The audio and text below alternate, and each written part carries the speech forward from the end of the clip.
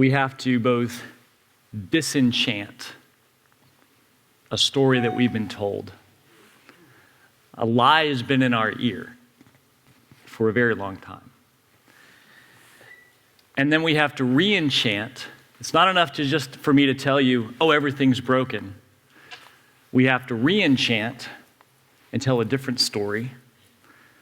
And my job over the next couple hours will be to both reveal the story that's been in your ear, to disenchant the magic that has infiltrated, the lies that have blinded us, but then to tell a different story, to re-enchant with something else. And hopefully by the end, I can give you a sword to put in your hand. And so I'd encourage you to go back and watch that video at the end with this fascinating story of someone who is convincing this king, you have no right here.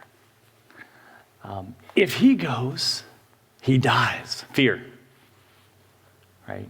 If you don't let us do this for your children, they'll all end up in a van by the river as a bunch of morons. Using fear, false legitimacy. You have no place here. And then finally, this almost demonic controlling figure in an ivory tower that gets sucked out and replaced. So just watch that whole video at the end some other time and kind of reinterpret it in light of what we're going to talk about today. Our colleges and universities are failing our students spiritually, financially, professionally, in every possible measurement and category.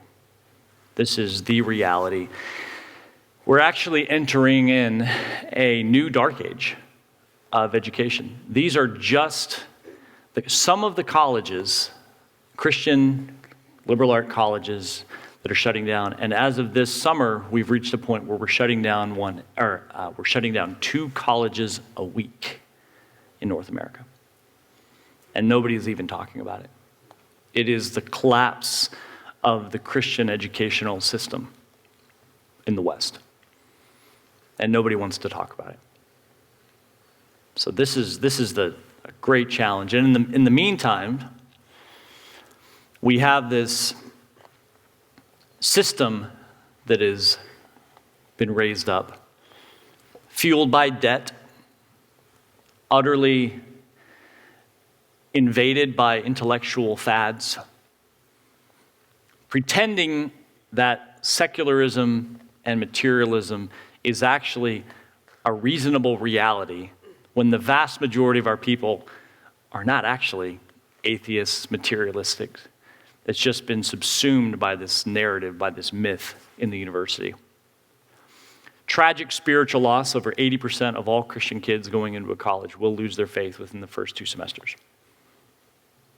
Those first 2 semesters, English Comp, World Civ, Psych, Philosophy, those general education credits have become weaponized against our kids with the intent that in those first 2 semesters, 3 semesters, 4 semesters, by the time they enter their major, they've been completely colonized by a secular, leftist, materialistic worldview. That's the purpose of the first 2 years of university.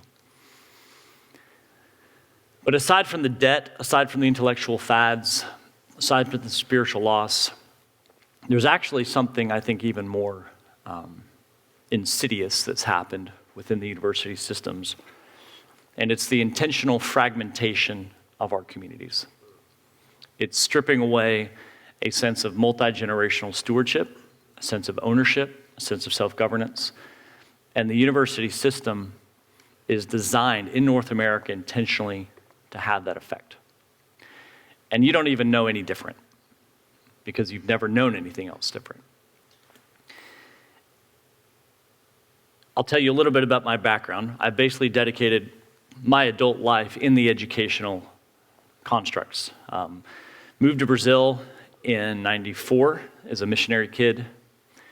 We used our time in Brazil. My folks have been there 30 years now. We still have a large presence in Brazil, but used our time in Brazil to see how education could be leveraged back against a secular leftist Marxist system that really governs the Brazilian educational industrial complex, as I like to call it. When we moved to Brazil, homeschooling was completely illegal, completely criminalized. Classical education didn't exist. They'd eradicated the great literary tradition of the West from Brazil. You couldn't find a classical book in Brazil. And so we started, as our kind of ministry work, we started by licensing. We went to every classical and Christian publisher, Veritas Press, Apologia Press, Classical Conversations, you name it. We went to all of them, and we licensed the right to all of their books and launched a publishing house called Classical Press Brazil. Translated everything into Portuguese, now over 800 titles, this enormous lift, but it gave us a supply chain of resources that we didn't have. And then we began to plant. And since 2017, we've planted over 500, what I would not call schools, I would call centers of human formation, multi-generational, children, parents, elders. If you want a 2-day-a-week academy, great. If you want a 5-day-a-week school, also great. We're kind of modality agnostic. We don't really care. Just take back governance in this space. And so we kind of stayed out of the whole, homeschool versus classical school versus private school wars. That's not our job. You're the parents. You decide. We're here to consult. We're here to help. We're here to provide resources. But as a result, now we've got over 500 of these communities across Brazil. Left Brazil to go to university, did my classics and biblical language degree here in the States, went to Germany for German theological studies in Tübingen, ended up in Jerusalem where I did my Hebrew and my Dead Sea Scrolls. That kind of took me into the dark side of Old Testament instead of New Testament. Fell deeply in love with Jewish and early Christian studies. That took me to Vancouver, British Columbia, where I was the Canada Research Chair for Dead Sea Scrolls. And then I was invited to go to Oxford, did my master's and my doctorate at the University of Oxford, taught there in the theology and classics department at Wycliffe Hall, which I'll talk a little bit about as we move forward. And we began to ask the question, how do we bring back higher education into our communities in Brazil, where all of these communities, thousands of kids, trained in the faith, godly, dedicated, were hitting the wood chipper of the Brazilian Marxist educational system and of getting basically evaporated, just evaporated. And we said, we've got to somehow find a way to bring higher education back into the community of faith within the self-governing model, not just K-12. Meanwhile, here in the States, like all this stuff's going on internationally, Europe, Brazil. Meanwhile, back in the States, since the 70s and 80s, y'all have developed the single most robust, most muscular K-12 governing system in the world. There's simply no other nation in the world that has taken back governance in the K-12 space more than in North America. The homeschool movement, the classical education movement has, I wouldn't say that it's won in the sense of normativizing culture. We still have a lot of work to do, but in terms of freedom and governance, you guys have somehow been able to say, we're taking it all back. And then your kids turn 18, and apparently, you guys are a bunch of morons. Because being perfectly happy and able to teach your kids 12th grade calculus in high school, suddenly feeling this unresistible urge to say, well, now my kid's in freshman college algebra, apparently I've got to get him to the blue-haired lesbian Marxist across the road. Why? What happens in your hearts to say, we were able to govern here, totally competent, totally free, but here, we've got to listen to this voice that's in our heads saying, they're no longer yours. We've given them to you. Yes, you clawed them back from our Marxist, Deweyan, Horace Mann directed K-12 system. You've taken them back. We're still going to get them. We're still going to get them, and 80% of them we're going to convert. Doesn't matter. And so all of the work that we've done in the K-12 space, for the vast majority of our high school, homeschool graduates, it doesn't actually matter because 80% will be gone within 2 semesters. And yet somehow we pat ourselves on the back. I was a good homeschool mom and dad. I was a good classical school headmaster. I did a really good job because I got them into University of Arkansas. And the validation metrics that we use lead to our own destruction, and we happily usher our kids into like lambs to the slaughter. And we congratulate ourselves for having done so. I know that's a hard word, but the outcome is real. And so suddenly we have to face this question of who has lied to us? Where does this myth, this narrative come from that says we can govern K-12, whatever that is? Even the definition of K-12, who's told you that there is a K-12? Who's told you that there's 12 years of school from 6 years old to 18 years old? Who told you that? Have you ever thought about that? There's a voice, there's a worm tongue sitting there telling you something since about 1920, since Horace Mann said we need rigid, structured, universal education, age-based, that will create, in his words, a passive, compliant population. That's what you bought into. This is the voice that's in your head. So let's take a little bit of a dive into this system. And I will say that of all of the things that are, I think, cataclysmic in this system that we have, this last one, fragmented communities, is probably the most insidious because it is given to the rise of the homeless technocrat educator, the professional class traveling professor, no home, no place, going to whatever university will accept him and saying, we're going to create this system where I'm not from anywhere. You can't trust me because you don't know me. I'm not from your hometown, so you don't know how I was as a child or as an adult. But I have a degree beside my name. Therefore, I have earned the right to disciple your children. And it is this system has given rise to the rule of this technocrat educator. It's led to the loss of local eldership. It's created brain drain in our communities, and it's given to a loss of place. And let me camp here for a second. What do I mean by the loss of local eldership?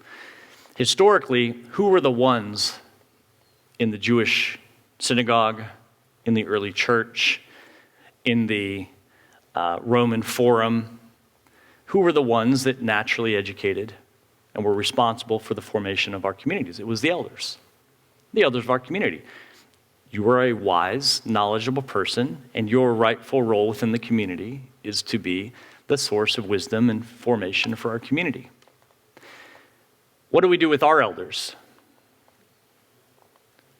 Is there any place? No, I've got a brand new minted 35-year-old PhD. Why do I need my 75-year-old wise white-haired elder? So there's a professional class that has become elevated that needs, both from a power perspective, but even economically, we need your kids to fuel this whole system. This has led to 2 very interesting things when it comes to brain drain. Everybody talks about the brain drain of our rural communities. I was born in Lincoln, Nebraska. First couple of years was in Humboldt, Nebraska. That community is dead. There's no one left. There's some meth heads. There's, an impoverished trailer park that's left. That community's dead because everyone had to leave. Why did everyone have to leave? Well, first of all, there's a cultural narrative. If you stay in Humboldt, Nebraska, you're a loser. There's a cultural narrative that's happening. Second of all, to get educated and not be a loser, where do you need to go? You need to go to Lincoln. Right, you need to leave. Well, if you are an elder or if you're an aspiring teacher, where do you have to go then if you want to fulfill your vocation? Can you stay? There's no one here to teach. So the centralization of our education structures has led to the brain drain of both our youth and also to our elders. And it's killed us from both ends. And so where is that wise elder, teacher, discipler, pedagogue that has been known as the trusted former of souls within the community? They're gone. They had to get a master's degree, they had to get a PhD, and they had to go to the university. Now, you're going to see that I'm not inherently against universities. I tell people all the time, I love my Rivendells. I've given most of my life to these beautiful, dreaming spires in Oxford and Cambridge. I just happen to love my shires more because the real stuff happens in the shire. Souls being formed, people being made, businesses being built. That's where, in many ways, that's the story of this whole movie, is yes, there are these centers of power, but actually the hidden magic, the deeper strength of our communities is in our shires. And we've stripped away the backbone, the soul, the structure of our communities. And so this question of where are you from, it no longer has meaning. You ever thought about that when people say, hey, where are you from? Like, well, I can tell you where I was born, but I can't really tell you where I'm from. Ask a millennial where they're from. Well, I guess Grandpa and Grandma live in Missouri. But who knows me? Who forms me? Who shapes me? Where is the roots and soil and trees that have infused my body and soul? It's dispersed, it's diffused. And we no longer have a sense of human sense of place. Where am I from? And this sense of place is something I'm going to keep coming back to over and over again. And yet, in the meantime, we're at this fascinating moment in American history where the ivory tower is, in fact, crumbling. This is this unique moment to fundamentally reshape the future of higher education. People used to tell me, it's like, yeah, there's problems. Yeah, our small colleges are shutting down. But you're never going to compete against, the Columbias, the Harvards, until last summer, where the president of Harvard's like, yeah, I guess I did plagiarize all of my work, and I guess we should actually just, not allow Jews onto our campuses. And people are saying, what? And so there's this moment where we all feel it. There's this shifting of an era. There's this turning of a tide. And the question is who is going to take governance and our inheritance in the next era? The biggest challenge is that the emerging option are actually not our elite universities. Our elite universities are losing their power. Unfortunately, the people coming behind it are also not our friends. It's the Microsoft certifications, it's the Google universities, it's the Apple universities. It's a rise of purely online, technologically driven data transfer that is devoid of any kind of soul formational power.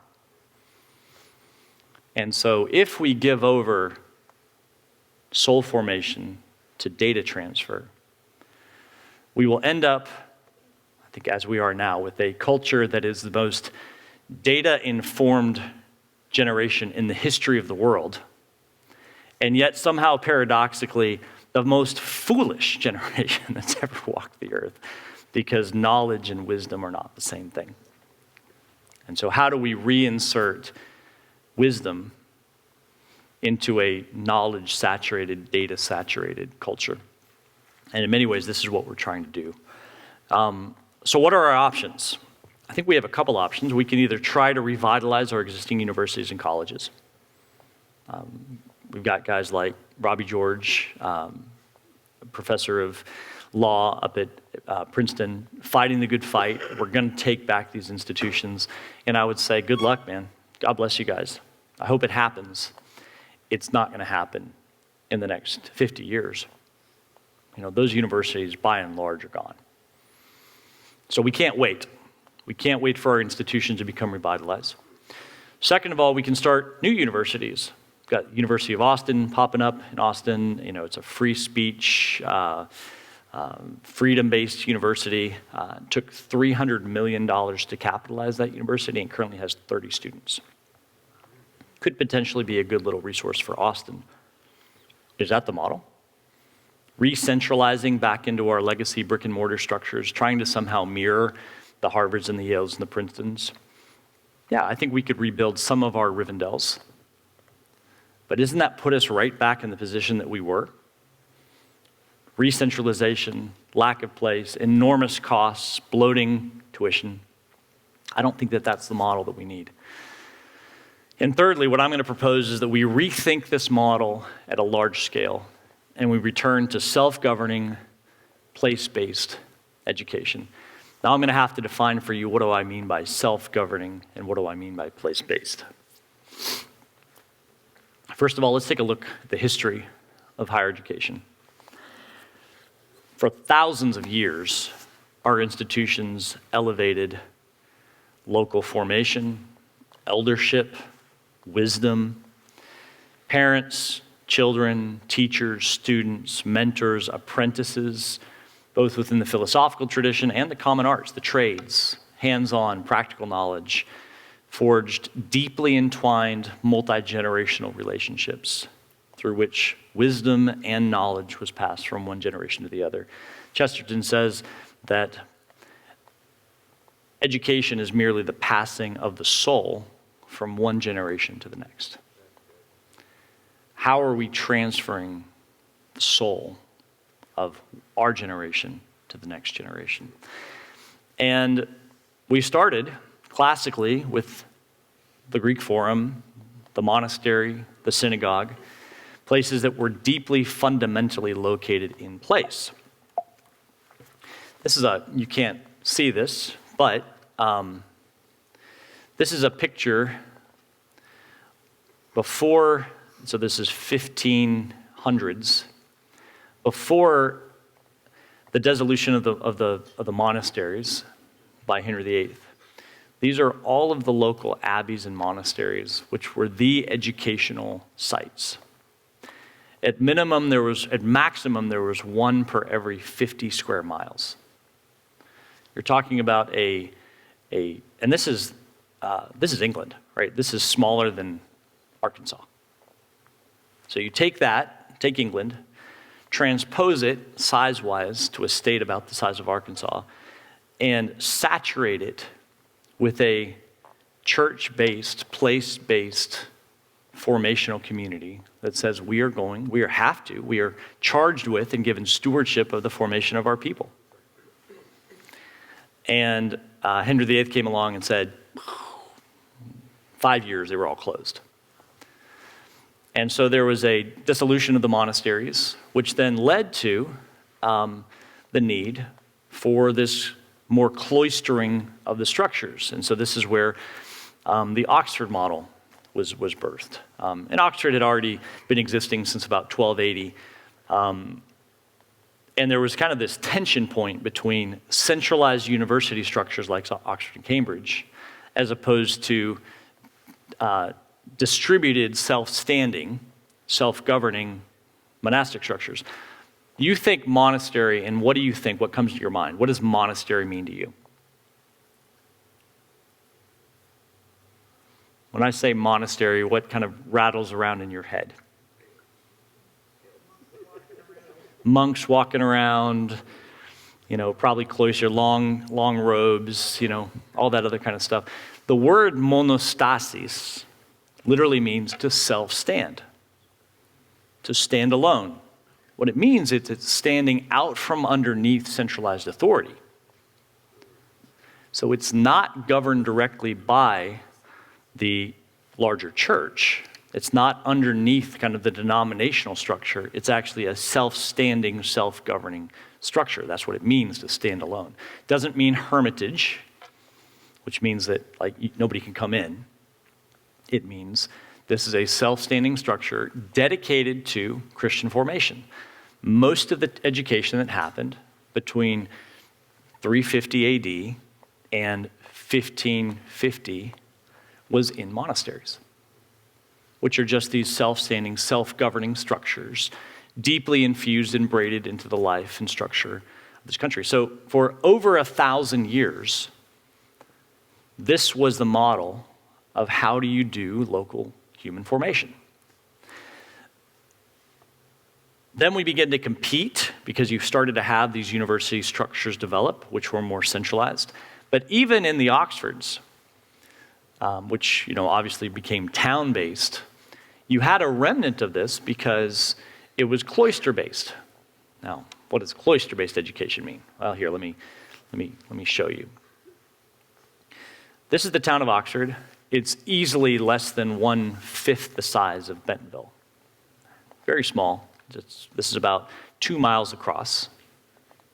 One of the most famous educational communities in the world, 2 miles across. When I moved there in 2009, we got in on the train. I had my oldest son, Liam. He was 9 weeks old. We came to this little apartment. My wife, in this 400 square foot apartment, said, surrounded by boxes, nursing baby. It's like, could you leave me alone for about 5 hours? I need to get this place shipshape.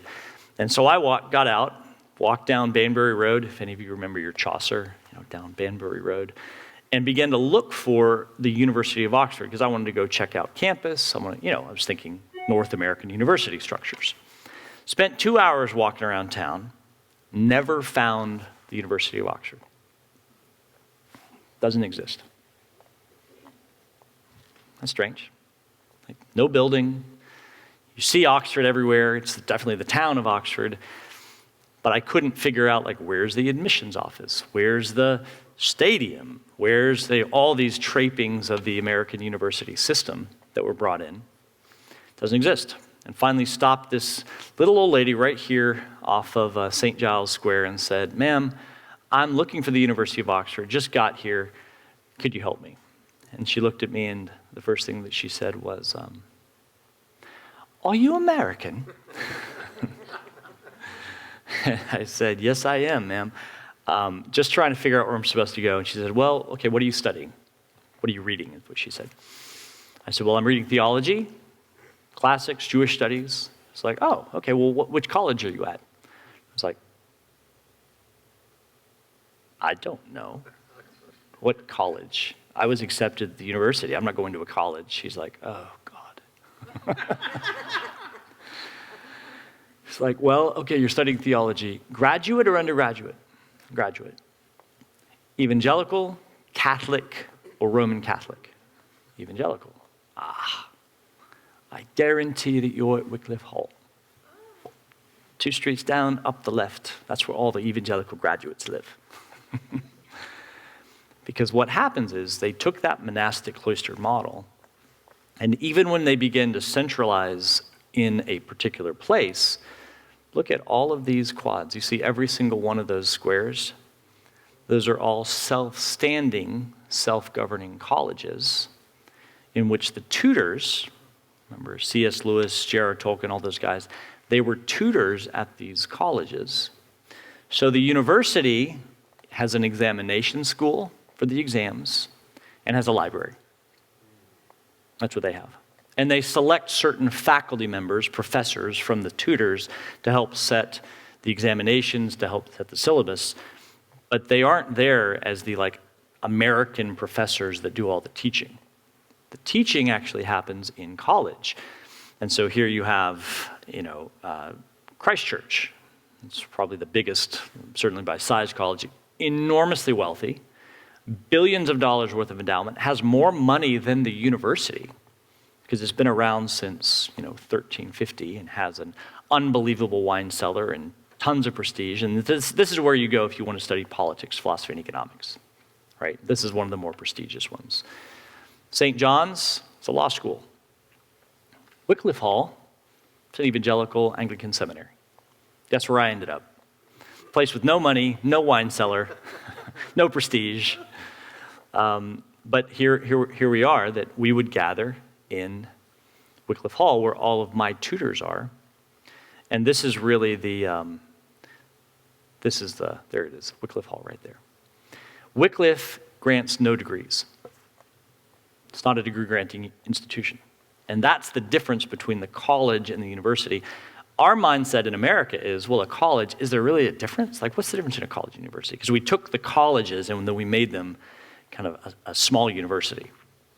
Whereas in the old Oxford, Cambridge, Anglo-Saxon model, what you have is you have a hall that basically houses all of the tutors that want to teach, and they're responsible for running these small group, 1-on-3, 1-on-4 daily tutorials with their students. So in 7 years at Oxford, I think I went to 7 lectures. It's not a lecture-based educational model. It's small group tutorials. It's me with my doctoral supervisor and 3 other students sitting up at C.S. Lewis's old offices, discussion, debate, reading our essays aloud, ripping them to shreds, peer review. It's that forge and crucible in which we were formed before we would submit our work to the university for evaluation.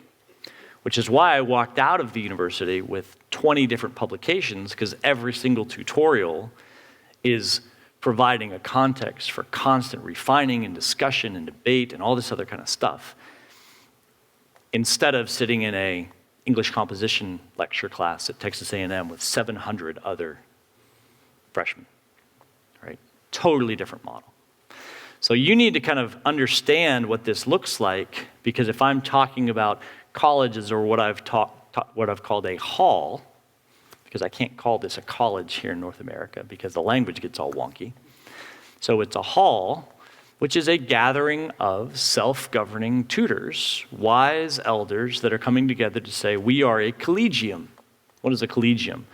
It's a gathering of colleagues, friends. So C.S. Lewis describes his collegium of friends, the Inklings, as a group of friends that are inviting other students to come participate as they participate in the life of the mind.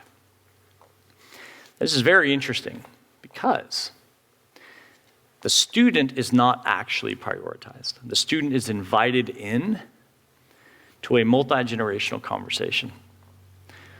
What's happened when we stripped away this local, place-based formational opportunity? Who has suffered the most? It's not actually that 4-year undergraduate transactional student. It's the elders and the teachers, the holders of our intellectual tradition that had been embedded within our community, that we have stripped away the opportunity to have this collegium, this fellowship of friends, living and breathing and enjoying the Christian intellectual tradition together in place. That has become utterly stripped away from our North American community because we've centralized everything into these universities. So you go to Dallas-Fort Worth, Dallas Seminary is out there, right? Great seminary, cranks out thousands of graduates in theology, THMs, all that other stuff. Is there any place for them to teach at Dallas? No. Like, they don't want students to come. There's not enough places here. So what happens to all those THM students? Is there any other natural place for them to kind of gather together? No, some of them might become pastors, but then most of them graduate and end up in a pew saying, what did I just spend the last 4 years doing? There's no natural indigenous place for me to wield my craft because the structures are all wrong. We've professionalized it, we've centralized these structures. So then what happens? We go from the monastic model, diffused, embedded, indigenous, domestic, local, to cloisters in the university model, and then a whole group of these people migrate to North America. And they take with them a cultural memory of the Oxfords and Cambridges.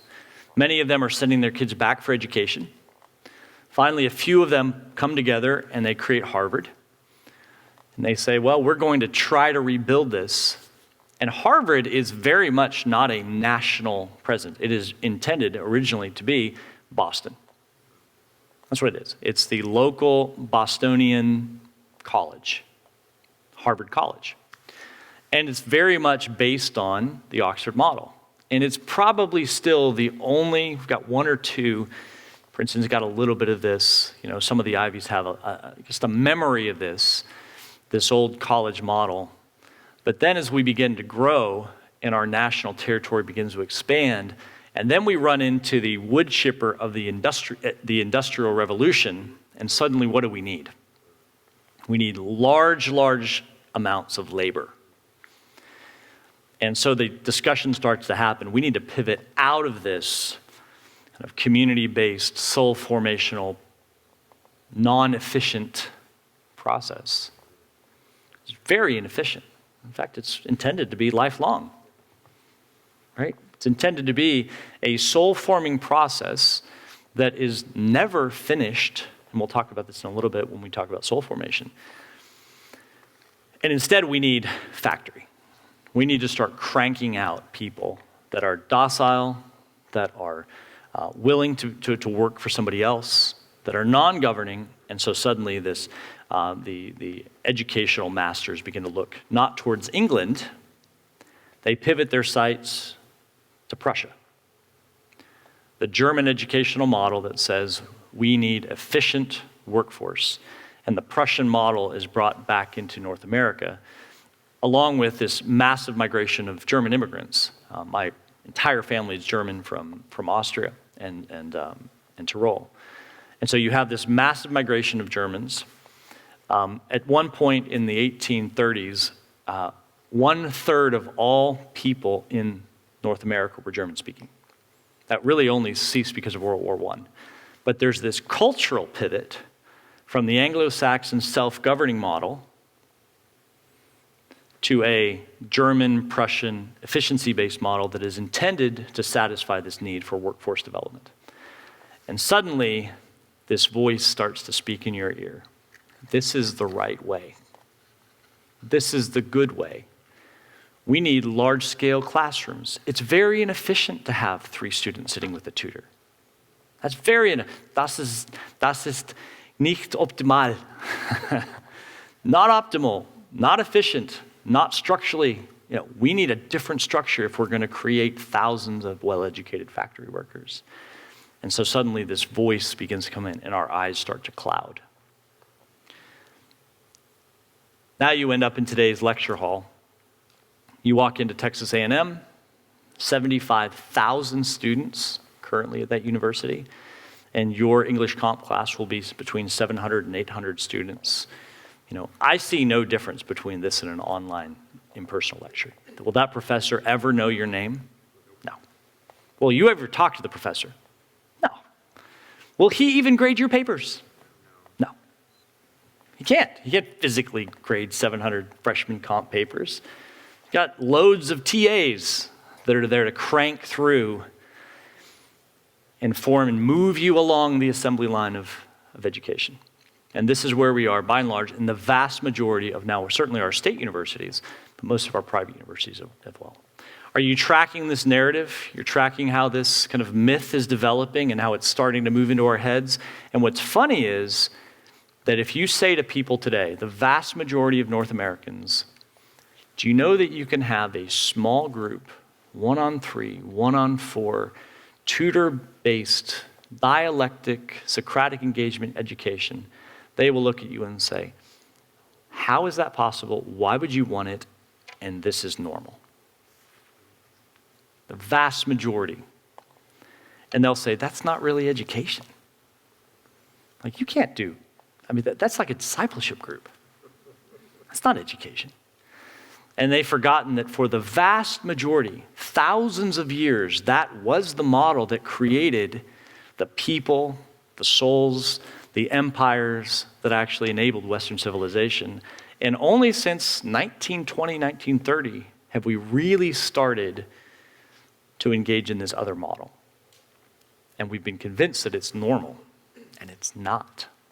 It's not normal. I hope that one day we get to the point where we say, do you know that there was a time when you would pay $55,000, $60,000, $70,000 for your kid to go to this all-inclusive sandals resort style experience fueled by sex and alcohol, attend some lectures, and then walk away from that university after 4 years, never set your foot back on that campus, have no relationship with the people who formed you, and then be hired by Goldman Sachs to live in Detroit as middle management. I hope that someday we look back on that and say, that was weird. That was strange. Whoever convinced us that that was the right, normal way of doing universal soul formation? So now we have to ask the question, who governs higher education?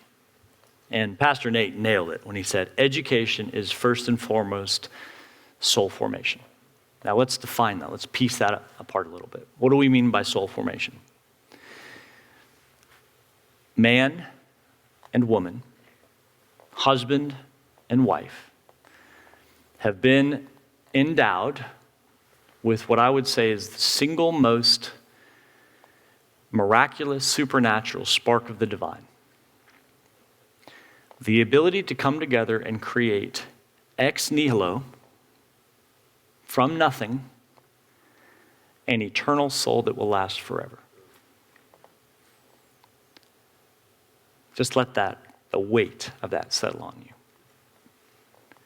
You have been given, with a divine spark, not the ability of creating cells and flesh, cats and dogs and animals and horses and those kind of things. No, that's the wrapper. It's infused into this person. We're created to be material for sure. But part of that, as a human, you have been given the ability to create an eternal soul. And that soul will last for eternity. That is our divine right as humans to form souls. Now, I'm going to add something to what Nate said, because it's not just our children. When does soul forming end? Never. Is it just as important that we as the community of faith provide a context for our elders to engage in their soul formation as it is for our 18-year-olds? What if we strip away all resources, context, place, space, governance for our elders to have that role? What have we done to their God-given rights and responsibilities to both form souls and be formed by souls in the process? This is the miracle of discipleship. When we disciple others, we're not just discipling others. We ourselves are being discipled in the process. And so from the moment that you're born until the day that you die, you will be part of a soul-forming process. And that rightful place for soul formation is within the family and the community of faith, both giving and receiving.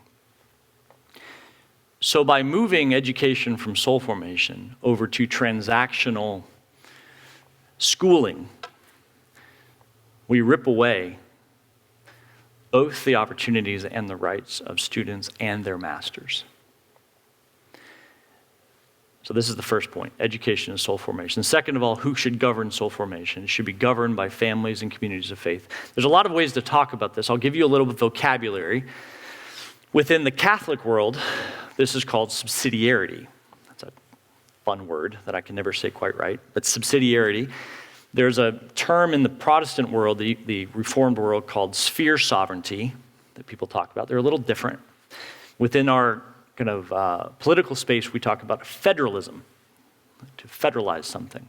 All of them kind of touch on the same thing. But here's the basic idea. Subsidiarity says, if something can be performed at the lowest, most local level, if it can rightfully be performed, and that is given away and abdicated, it is a sin. It's actually a abdication of the correct way of doing things to say, I could do this. I've been given the ability to do this. I've been endowed with the rights to do this, but I refuse to do this because of some other competing end. Do you, given the scope of history, as a local mayor, have the ability to mentor the next mayor in your town? Do you have that ability? Do you have the ability to disciple somebody into civic leadership? Do you believe that you, a 65-year-old late career public servant, a 65-year-old sheriff, have the ability to disciple a young deputy? Do you have that ability? Subsidiarity says that if you say, I could, but I'd rather not, and instead I'm going to give that person to a woke, leftist, Marxist justice person at Department of Public Safety, that is actually abdication of your God-given responsibility for discipleship. And we can go up in terms of, we can move up. There are certain things that are difficult to do. You know, not everybody has a large industrial plastic molder to train people how to do plastic molding or heavy diesel. Okay, we can use structures, but those structures are not there to govern. Those structures are there to serve. And if we find ourselves in a context where we, the subsidiarity-based people, are serving as batteries for the larger structures, we've inverted and abdicated. And what happens? David, Saul, and Samuel. When you take a king, what does the king do? I will take your children, and I will take your chariots, and I will take your horses, and I will, because now we're fueling a system. It's no longer serving us, we're serving it. And we've inverted the power pyramid. Now, sphere sovereignty is a little different. You can use it, but it's more saying, well, there's these different spheres, family, government, these other kind of things, and we need to keep these in their proper spheres. That's more kind of like a word map. I prefer subsidiarity because it actually provides this kind of hierarchical linear authority with the local community being the governor of the hierarchy. Federalism says something kind of similar, that we're going to federalize and we're going to be representative. We're going to send representatives to our government. There's a similar kind of idea, but it's more in the political space. So ultimately, here's the payoff. If you can, and if you have the resources, and if you have the God-given rights and responsibilities and abilities, and you third-party those to unworthy stewards for your own freedom, you have inverted the natural order of how to do formation. And I would say that our country is currently reaping the whirlwind of having given away the vast majority of our sole formational responsibilities. Most through K-12, although many of you have taken that back, almost universally in higher education. Almost universally. And I really sensed this when we were in Raleigh, North Carolina. It's a, education-saturated community. Duke, UNC, NC State, all these different universities. And at the local church, every May, what happens with our high school seniors? And it happens in every church in North America. All of our graduating seniors, let's get them up on stage. Billy Sue, where are you going to go? I got into Duke. Yay! Everybody claps. Oh, I got into Georgetown. Yay! And that one Sunday, this one kid said, I'm choosing to stay and work with my father. Nobody knew what to do. It's this cringe. Do we clap? Do we not clap? Everybody else up here has shown their colors and shown the kind of cultural value set. And this one kid says, no, I'm going to build with my dad. And that's not really what you're supposed to do in that context. Why? Because there's this voice. There's this voice in our head telling us that's not the way it should work. Finally, this soul-formational, self-governing model of education should result, firstly, in virtuous people and in flourishing places. We have lost our sense of place. We've lost our sense of virtue. We no longer know what it means to be part and parcel of a place and to look back over the course of your life and say, this place was better because I was here. Most of us don't even have a place. And I'm the first of all sinners in this area, right? You know, my family, Mennonite, Montana, farmers from Montana, right? My cousins, over 500 of them, because they're all Mennonites, right? Scattered across the Alberta, Montana landscape, 7 generations in. And I would get phone calls from my cousins when I was in Oxford, or wherever I was, Germany, Oxford, Jerusalem, this place, that place, saying, hey, yeah, how are you doing? One cousin, very close friend of mine, said, now I heard you're in Oxford. Now is that in Europe? Not really sure where that is. And we could make fun of that, but I can tell you that he knows where his great-great-grandmother's buried. I have no idea. What are we exchanging? Where's the payoff? This soul-formational, self-governing model should result in flourishing places. And we're going to spend a lot more time on what it means to flourish in place after the break. All right? This is given us kind of a mythology, a narrative in our heads. I hope that we can both demythologize, disenchant a particular narrative that's been running through our blood now for 3-4 generations. But we have to remythologize it. We have to tell a different story, a delightful story, a beautiful story. Otherwise, there will be nothing. And what does the Bible say of when you sweep out that person and leave it unattended? There's 7 more demons very happy to come in and say, what an awesome place this is. Let's just refill it. We have to re-enchant it. And then in this next session, I'm going to give you some tools. I hope that I'm able to put a sword in your hand and say, well, what do we actually do? How do we strengthen our muscles?